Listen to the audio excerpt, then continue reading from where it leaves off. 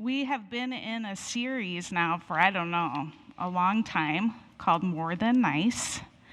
And to make it feel like it wasn't quite as long as it really is, we break it up into parts. So we have like part 1, part 2, and eventually there'll be a part 3.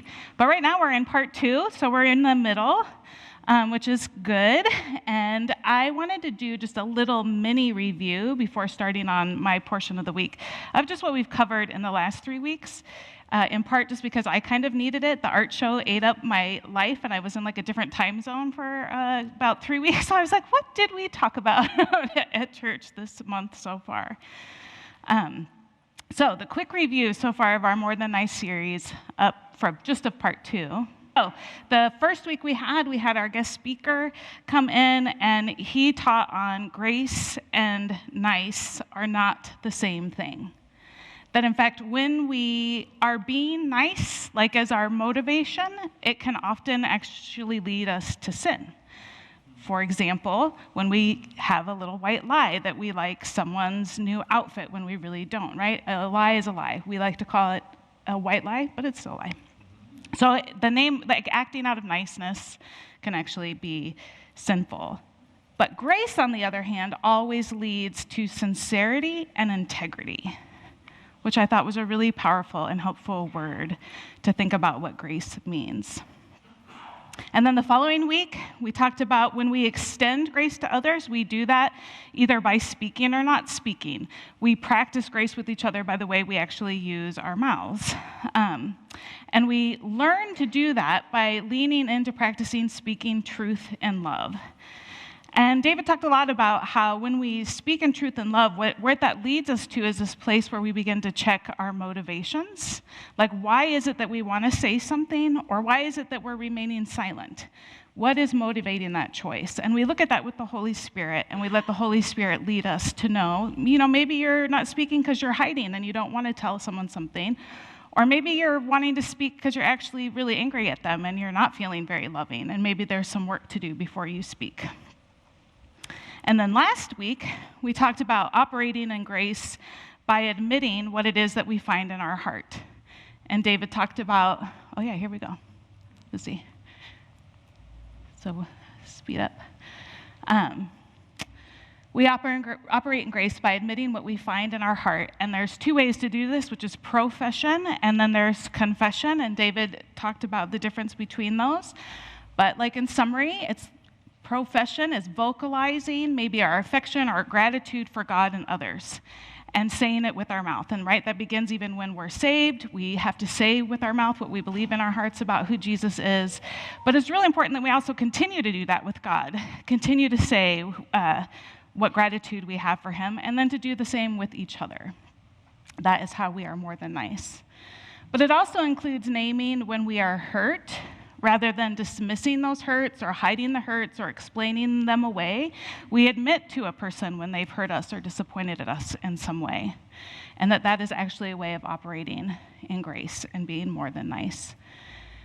And then finally, it was talking about admitting to God and others when we've messed up, which is what we would call confession. Now, last week when David was teaching, it had a power to it, I think, at least for me as I was sitting, and a weight to it. And as the time went on, I just started feeling like heavier and heavier and heavier, and I wasn't entirely sure actually what it was. And I was feeling this combination of what David is talking about sounds so good. I need that. I need to be able to confess more and profess more, and I need to be around people who are confessing and professing. I need it and I want it. But at the same time, I felt this feeling of, no, that's also too vulnerable and seems kind of silly. And is he asking me to wear my heart on my sleeve? Because I think that's actually really dangerous. And what is the address of that church where I can hide in that he was talking about the week before? That was the tension I was genuinely feeling, enough so that when we met later in the week, the teaching planning team, I had to name the feelings I was feeling. And that there was this combination of like sadness and longing in what David was saying. And so as I was preparing for this week, I couldn't move forward into this week until I sat with Jesus for long enough to kind of digest and process through those feelings I was having after last week. And as I sat in that prayer, I just felt like Jesus wanted me to go ahead and cover the part of Joseph's story that David ran out of time to cover last week. And so I was like, okay, let's do it. So where we left off the week before last, if you remember, Joseph had been working for Potiphar, and his wife was really into him, tried to seduce him. Joseph rejected her, so then she accuses Joseph of attempting to rape her, and then Joseph gets sent to jail or prison by Potiphar. So that's where we left off, is Joseph is in prison for these false accusations made against him. And because chapter 40 is really long, it's not a slide, and I'm not going to read it, but you are welcome to turn to Genesis chapter 40 and read if you want, or just make a notation of reading the in-depth version, but for the sake of time, I'm going to summarize it. So the summary of kind of what would have been covered last week was Pharaoh imprisons his chief cupbearer and chief baker for offending him.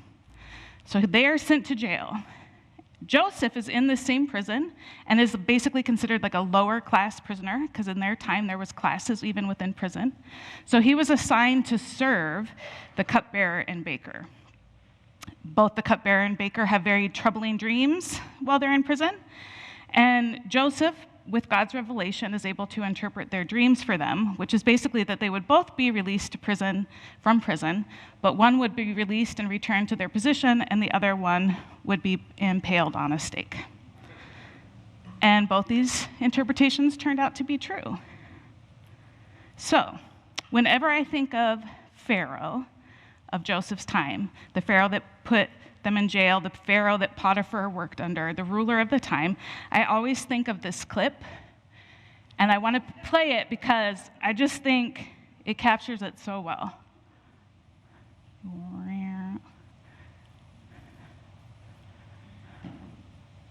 No sound.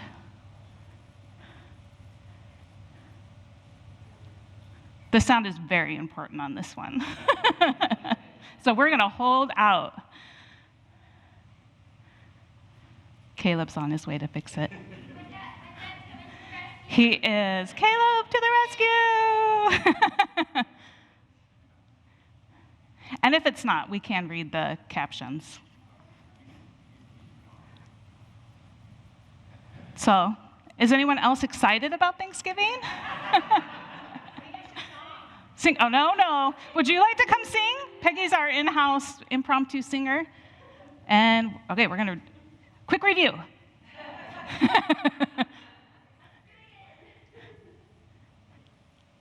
You're stealing, right to jail. You're playing music too loud, right to jail, right away. You're driving too fast, jail. Slow, jail. You're charging too high prices for sweaters, glasses. You right to jail. You undercook fish, believe it or not, jail. You overcook chicken, also jail. Undercook, overcook. You make an appointment with the dentist and you don't show up, believe it or not, jail, right away. We have the best patients in the world because of jail.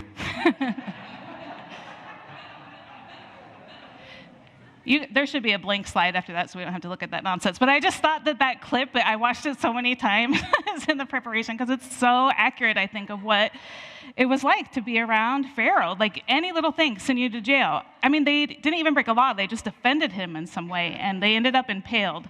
And so this is the light, humorous, funny version of that. But the reality is that sometimes we can forget that God is not like Pharaoh.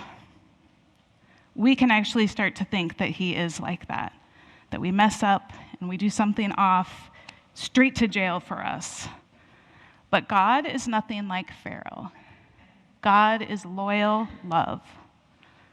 Caleb taught on that using the word, I think, hesed.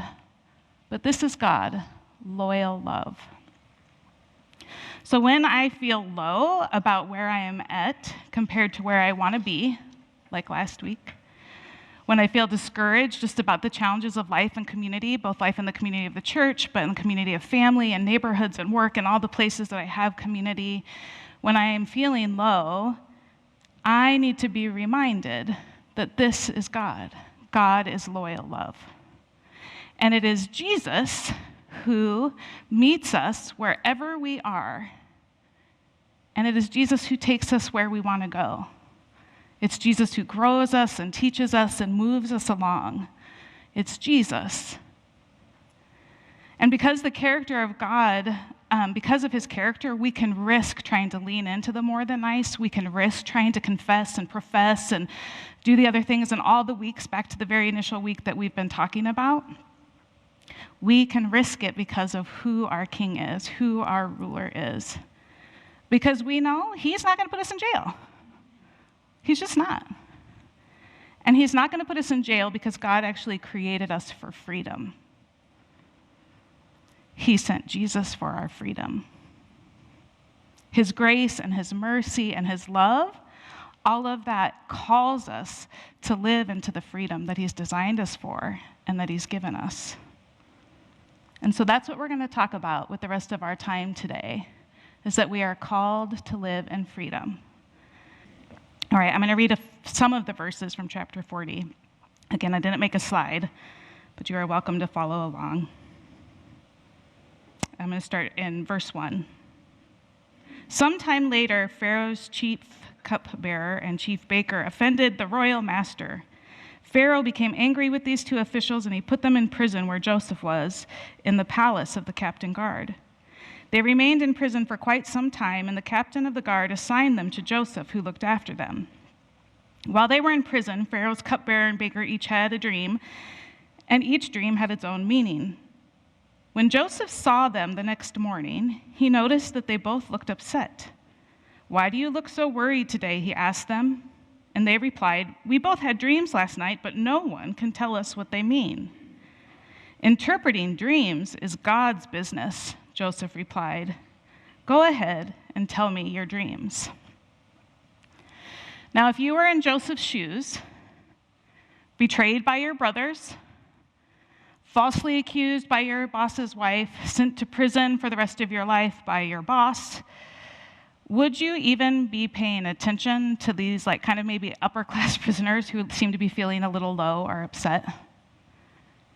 And would you even be willing to call out God's greatness and saying that only he has the power to interpret a dream?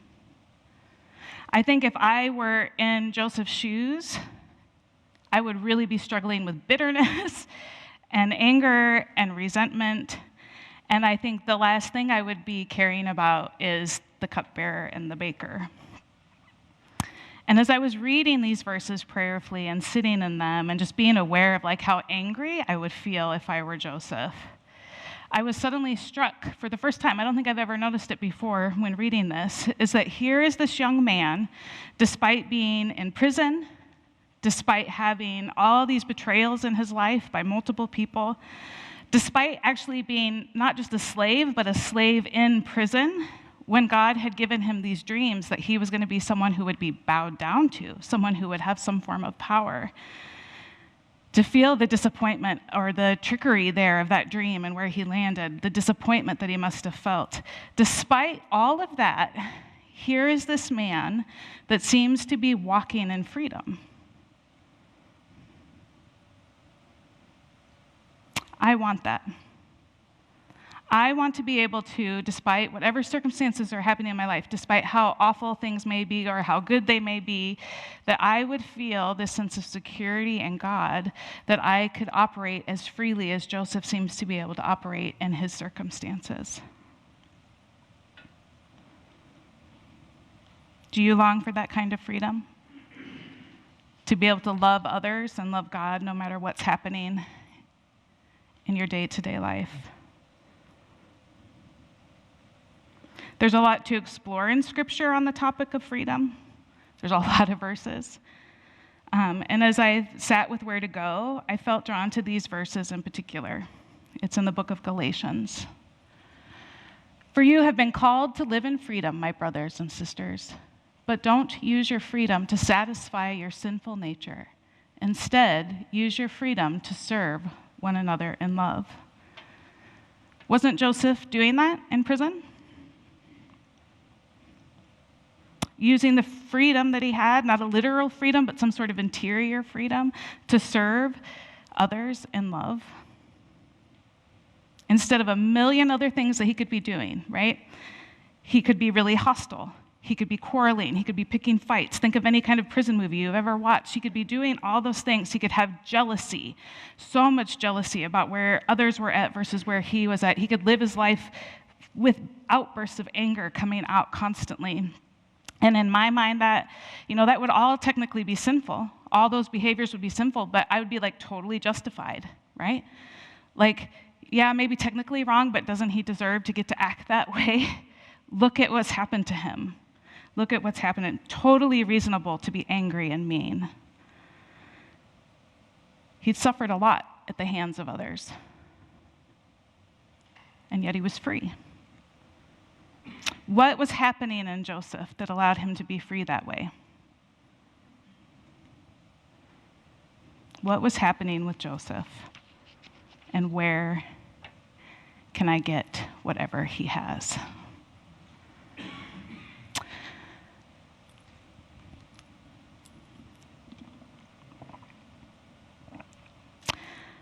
I Googled it just to be sure. But birds are a very universal symbol of freedom. Many, many cultures think of birds as, oh, that's the symbol to be free. Now, they might choose different birds of what their freedom symbol is, but it's very few cultures don't think of birds as a free thing. And I think that makes sense, right? Birds are always just kind of flying around, going where they want to go, hanging out with wherever they want to hang out with. They don't pay taxes. They don't have medical bills. They don't worry about where their next meal's coming from. It makes sense that we associate them with freedom. I recently read an article in the New York Times that I found really enjoyable. And it was entitled, "If You Think You Can Hold a Grudge, Consider the Crow." And the summary of this article is it turns out that the crows are a lot more like Pharaoh. If you offend them in any way or threaten them any way or take something that they had their eye on, they can hold a grudge against you for up to 17 years. There's been people in colleges are studying this, the length of time. Because it's fascinating that they will hold the grudges. And not only will they hold a grudge against you, they will stalk you and they will harass you with very aggressive behavior. And if you're curious, I would read the article because there are some interesting stories. But if you have any fear of birds at all, please do not read the article. Let it go. Just move on. So not only are they aggressive, right, they also teach the rest of their group, which is called a murder, to also hold the grudge against the same person. And they're not sure how they do it, but they actually start to train all the rest of the crows to also feel aggressive and stalk and harass the person that has offended them. And to top all of that off, not only will they stalk and attack the person that offended them, they will also do the same to anyone who even remotely resembles the person. So in the one example of the stories, the birds will just attack anyone with a blonde ponytail. You could be male or female, it doesn't matter, because someone at some point with a blonde ponytail did something to disrupt them. And they get really into it and coordinate their attack. It's very fascinating. Again, if you are already afraid of birds, please do not read the article. Now, these crows that are holding grudges, when you think of them, would you still consider them to be free?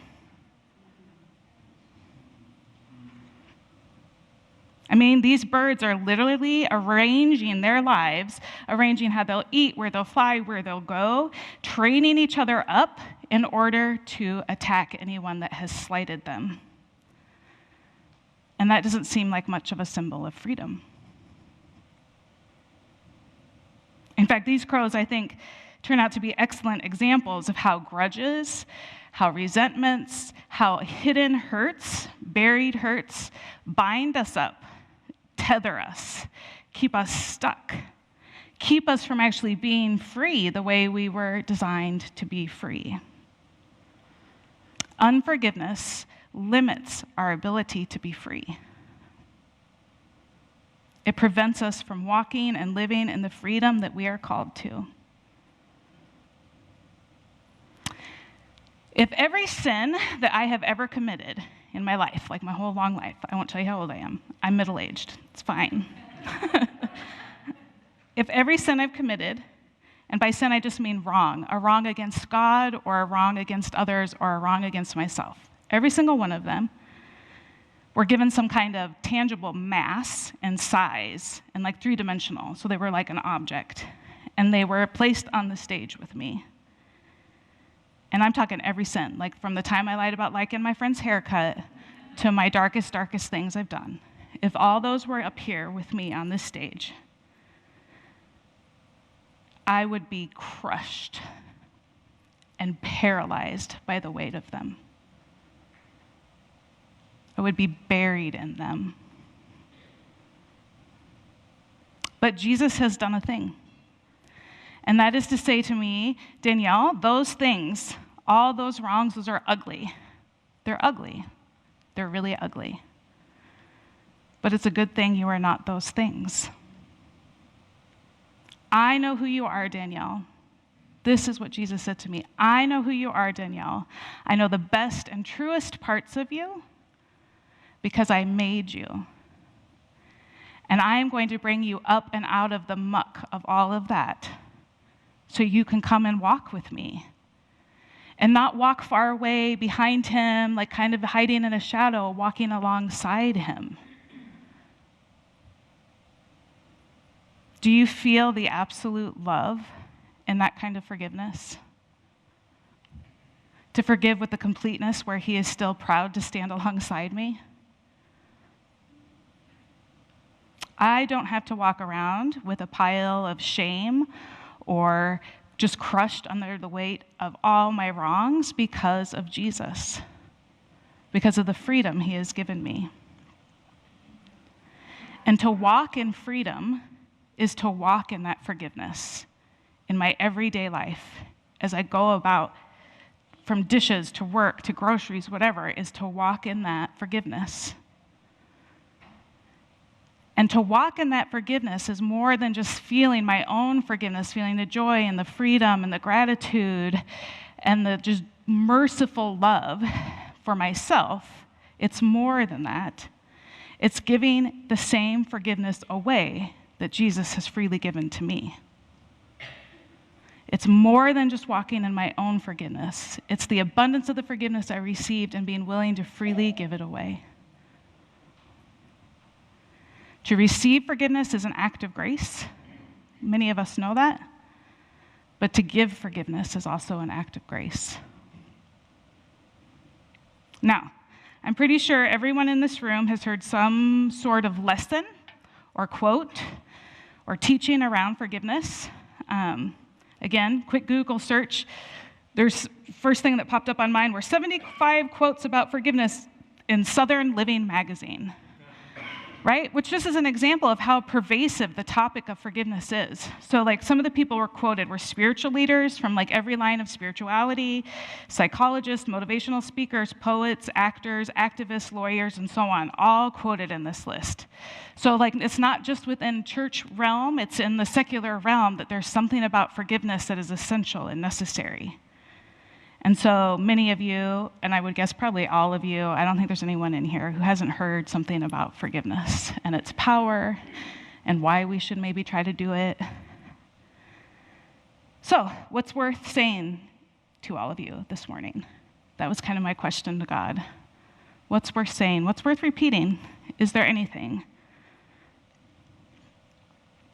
And this is what came up for me, was that there was this moment years ago, and I don't know quite the timing, but it was at least a decade or longer ago.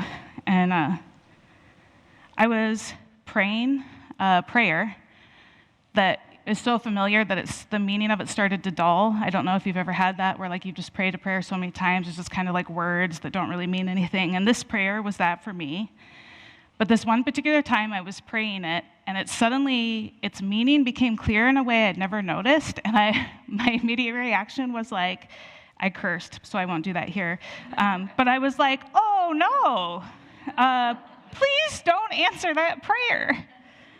And here's the line of prayer that I was disturbed by. And forgive us our sins as we have forgiven those who sin against us. And I suddenly realized I didn't want that prayer answered because I did not want to be forgiven in the same degree I had been willing to not forgive others.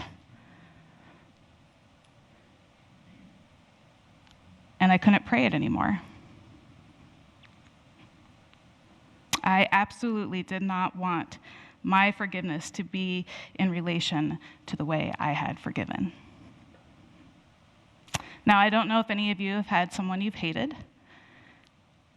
Like, I'm talking not just annoyed or disgust or I don't really like them. I mean, like, where your blood is on fire when you think about them, where your muscles tense up, where you can feel like fists forming, even if your fists aren't forming, and just the thought of them brings this like burny, fiery, ragey thing up inside of you. I have had that level of hate. Hate for a person. Now, I did not come by that hatred instantly. It was formed in me over layer after layer of pain and hurt caused by this person.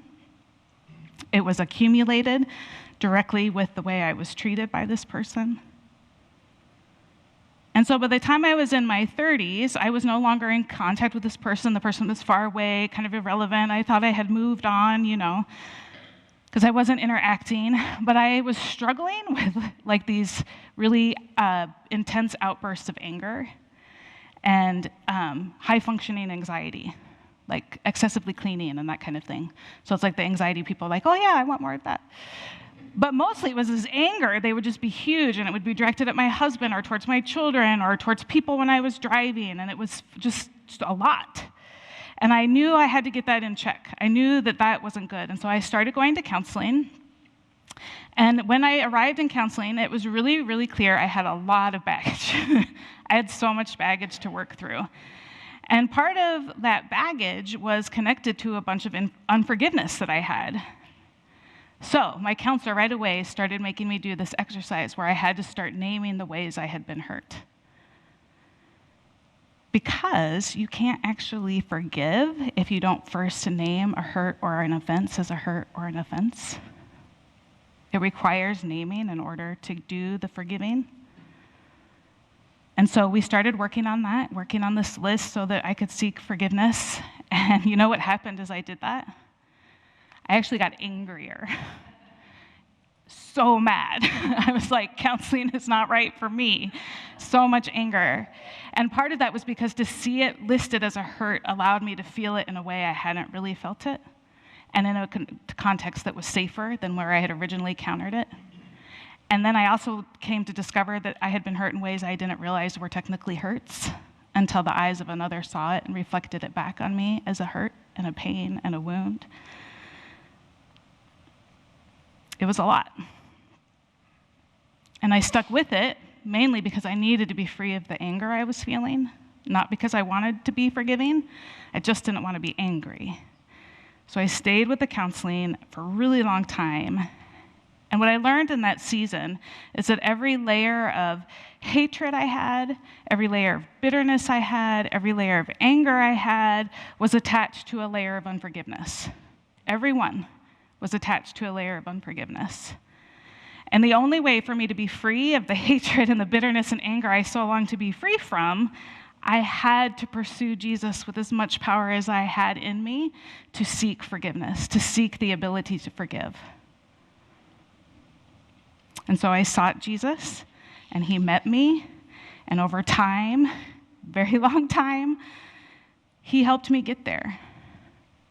The pain that had deformed me over years happened in layers and over time, and then the love that transformed me also happened in layers and happened over time, and the forgiveness was little by little by little.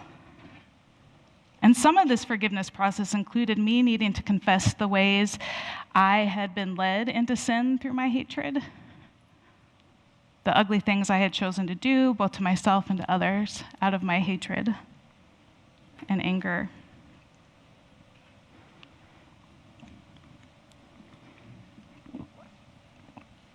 One of the aspects of being a part of the Vineyard movement, because the Vineyard is part of a movement of churches. They're all over the world. One of the things I've cherished, because I've been in the Vineyard for a very large chunk of my life, is the commitment to the movement to teach people to do the stuff. And by doing the stuff, it's like the stuff Jesus did, the supernatural, miraculous, cool, powerful things, healings, deliverances, raising people from the dead. Like they pressed into, Jesus said we could, so let's learn how and let's pursue that. And as people would learn, they would be so generous with what they were learning. And it's something that I have been really grateful for about being a part of this movement of churches. And I also appreciate that they taught, like, oh, how you do all that without being, like, super creepy, which is nice. I mean, it's weird. It's weird stuff. We're thinking, oh, the Holy Spirit, a part of God, indwells me, and he gives me power to do things that are, like, really, like, magical or whatever. It sounds weird to the rest of the world, because it is weird. It's strange. But you're able to do it with the way they taught that makes it slightly less unsettling, maybe.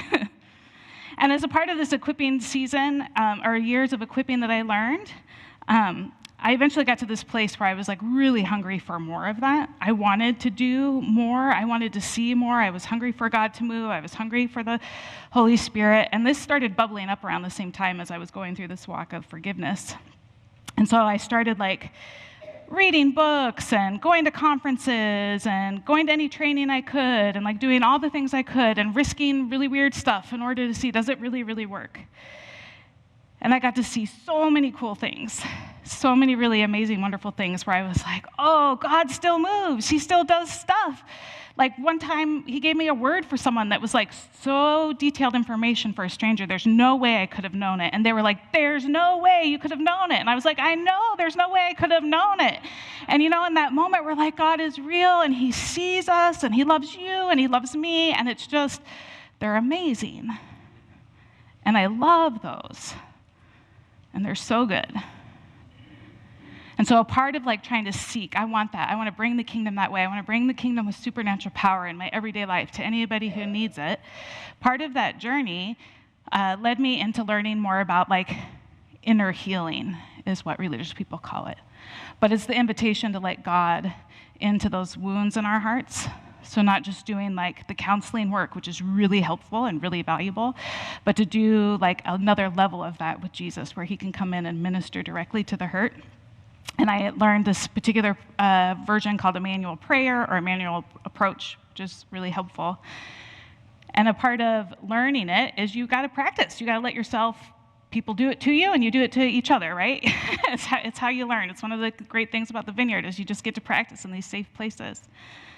And it was with Martha. She was leading me through the time of prayer. And this was a long time ago.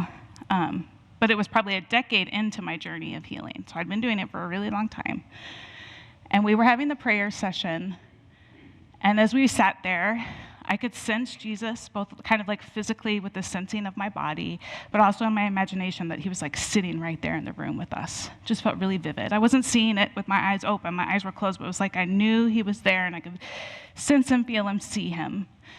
And he was very present with me. And as he sat there, he showed me this vision. Now, this is going to sound weird because we're talking supernatural stuff, and you don't have to believe a word I'm saying, and that's okay. But this is what I experienced, and I believed it was from God. I had this vision. So Jesus is kind of sitting with me, and then he's showing me a picture of me while he's sitting with me. Does that make sense? Okay. So he shows this picture of me, and I was holding this massive sword, like one that would be way too heavy for me to carry in real life. And I wasn't holding it like even limp. I was holding it like really tall and high. I was like, and it was massive. Like it was almost as tall as I was. It was huge. And I was holding the sword in the air. And now this is going to sound really silly. And you're going to think, she watched too much He-Man when she grew up. The truth is, maybe I did. Maybe I did watch too much He-Man, and that's all this was that, a He-Man flashback. But also maybe God uses things like that to speak to us because it will communicate a lot to us really fast and really quickly because it's something we're familiar with. So I'm holding this massive sword in the air, and it's similarly to He-Man, lightning just starts coming out of the sky into the sword, like tons of lightning. And there's so much lightning that like electricity starts filling the space, and energy and light. And there's this sense of power and energy. That's the best way I can describe it. Just fills the space around me.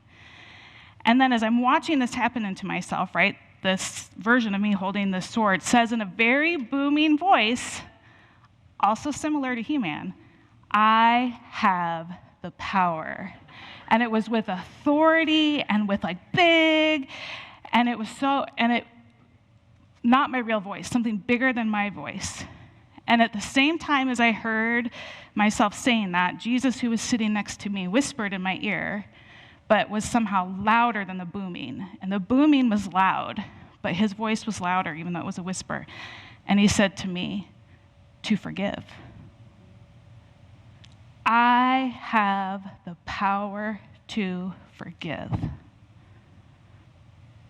And in that moment, there was an instant download deep into my knowing. And I wept and I wept and I wept. Martha watched and had to ask me several times if I was okay, because I wept and I wept and I wept. The greatest supernatural power I have ever received is the power to forgive. The power the Holy Spirit has given me to forgive. And that moment of prayer has permanently changed the way I've understood forgiveness ever since. It was no longer just this mental act. It was no longer an emotional feeling. It was a gift of power, or a power gift from God.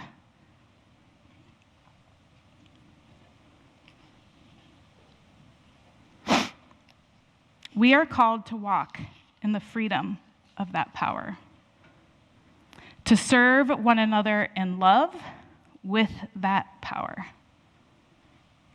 Same way we serve one another in love with healing and deliverance and acts of service is to serve one another with the power of forgiveness. Now, I hope it's clear that I'm not saying forgiveness is simple or easy. I really hope that's clear. It is not. It can be as complicated and nuanced as our pains are, as our wounds are. And forgiveness in our world doesn't always look like reconciliation on the end of it. Doesn't always look like restored relationship on the end of it. And there's a lot of reasons for that we can't cover today, but it is true. What I am trying to say is when we get rid of all bitterness, rage, anger, harsh words, slander, as well as all types of evil behavior, when we combine all the fruits of the Spirit into a single way of being, not as individual attributes, but a single way of being, of operating, of doing life, love, joy, peace, patience, kindness, goodness, faithfulness, gentleness, self-control, do you know what you get? A people who are kind to each other, tender-hearted, forgiving one another, just as God, through Christ, has forgiven you.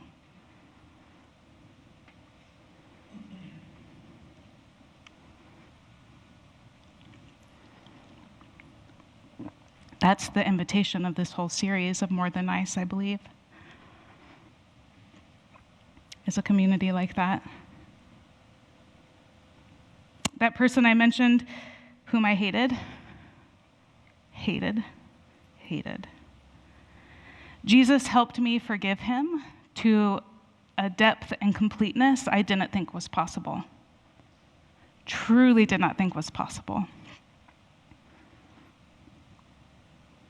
And I was given, in a way that was very surprising and unexpected, because we hadn't spoken or seen each other in years and years and years, I was given the gift of being at his bedside as he was dying. And I was able to say to him things with a sincerity and an integrity of heart so genuine that it surprised me. I think it probably surprised me more than it surprised him, and it surprised him. The love of Jesus in that moment was palpable. It was a texture in the air.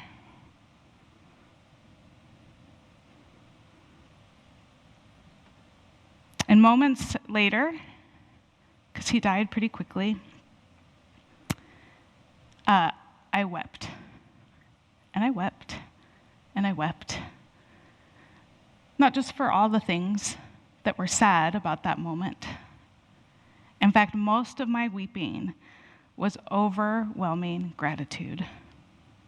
Overwhelming gratitude for the mercy of Jesus to not only forgive me for everything I needed forgiveness for, but to empower me, to give me, I have the power to forgive this other person. And not only was I able to forgive him and express tenderness and kind-heartedness towards him and love towards him, I was able to talk to him about Jesus for the first time in our relationship and share what we would call the gospel with him. But I was able to do that not because it was a supposed to or a religious good thing to do or wouldn't that be nice. It came from a true ache in my heart that longed for him to encounter the mercy of Jesus. Longed for him. I was desperate for him to encounter. In those moments, I realized, and why I had so much gratitude, that I was getting to live in the freedom I had been called to live in. More so than any other kind of power encounter I had ever had, both that I'd received or had been a part of giving to another. Forgiveness is profound in its power. Profound in its power. And forgiveness is profound in the freedom it will give you when you give it and you extend it with grace to others. The worship team can come on up. And I've probably gone way over. So the invitation, you have been called to live in freedom, brothers and sisters. So don't waste your freedom holding on to grudges. Don't waste your freedom holding on to hidden hurts. You know, Jesus really uses lots of hyperbole when he talks, and he says things like, if your hand causes you to sin, what are you supposed to do with it? Cut it off. It's the same with forgiveness. Don't let yourself be stuck. So if you have it to any degree, just pursue Jesus with every resource you have to be able to forgive. And if you don't know where to begin, just reach out for help. We would be glad to help you. And for some of you, as I was praying, and I went back and forth on this, but I really think it was just what I needed to name. I think there's some in this community who's learning and growing and wanting to seek being more than nice, that you need to admit to someone else in this community the way they've hurt you. You need to name it. Because naming that is your step to your freedom, and it's actually your step to serving them in love. Not your silence, but by naming it.